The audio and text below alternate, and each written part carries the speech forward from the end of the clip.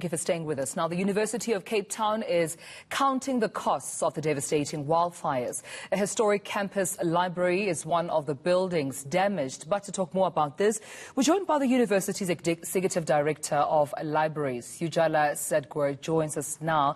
Well, Ujala, thank you so much for your time. I mean, under these circumstances, I can only imagine what the management of UCT is going through. And I remember my colleague Sally Baudet, asking this question to the Vice-Chancellor, Professor about the costs with which UCT will have to incur, especially after these fires. But as far as the libraries and those historical buildings are concerned, what are some of the costs that perhaps you have calculated so far? Thank you, and good morning to you and the listeners as well, and for having me over this morning. I think the cost cannot be calculated purely in rands and cents.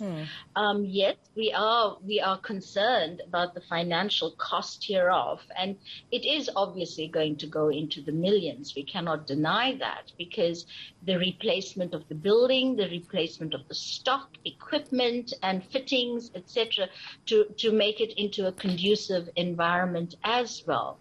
However, that's currently being worked out and underway as well. But I think the human cost, the emotional and psychological cost is something that we should not underestimate. For example, people have entrusted the university and the libraries with valuable papers, their research outputs, family papers, papers of historical importance, political importance. So that is something that we are also going to have to deal with. The second is the staff human as well.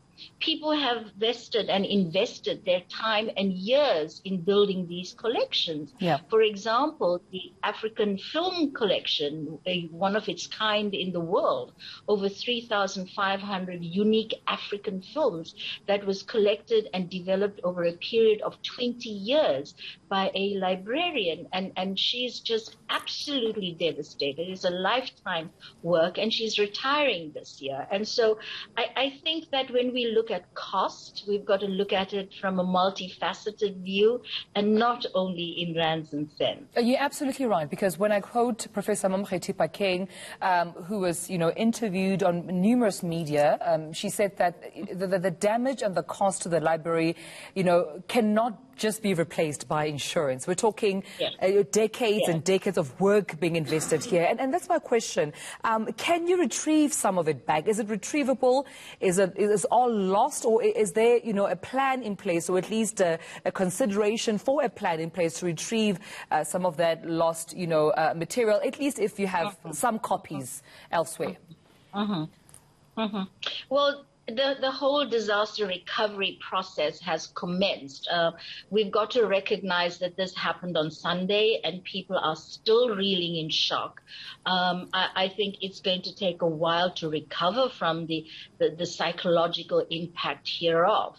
However, we've got to galvanize into action, because firstly, there's the fire damage to the Jagger reading room, and we know definitely that that particular space has been completely gutted.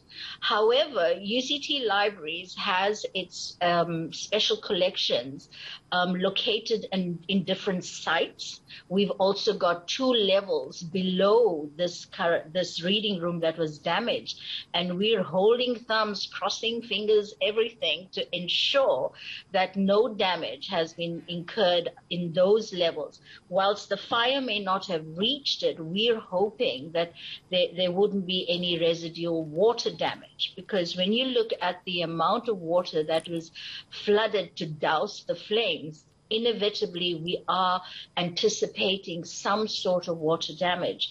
So what we can definitely say that yes, the materials that were in the reading room itself, on shelves across the galleries, in the workspaces and stations, etc., have been destroyed.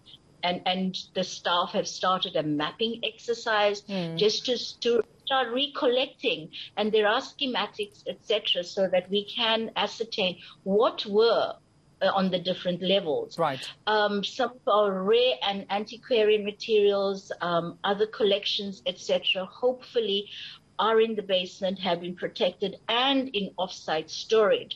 So we can say that, yes, some of the materials have been destroyed, but not the entire collection. Some of it that have been destroyed, we do have them in digital format. We will be able to replace a large segment of the African Studies print book collection through new purchases in different formats, etc. But it also gives us the opportunity to rethink the different format in which we collect materials as well. All right, well, we have to leave it there, but thank you for speaking to us. And I mean, reiterating what Vice-Chancellor of UP, Tawana Cooper, is saying that, you know, their thoughts indeed as institution to institution are with you, UCT, at this time. Ujala Satgoor, Executive Director of Libraries at UCT.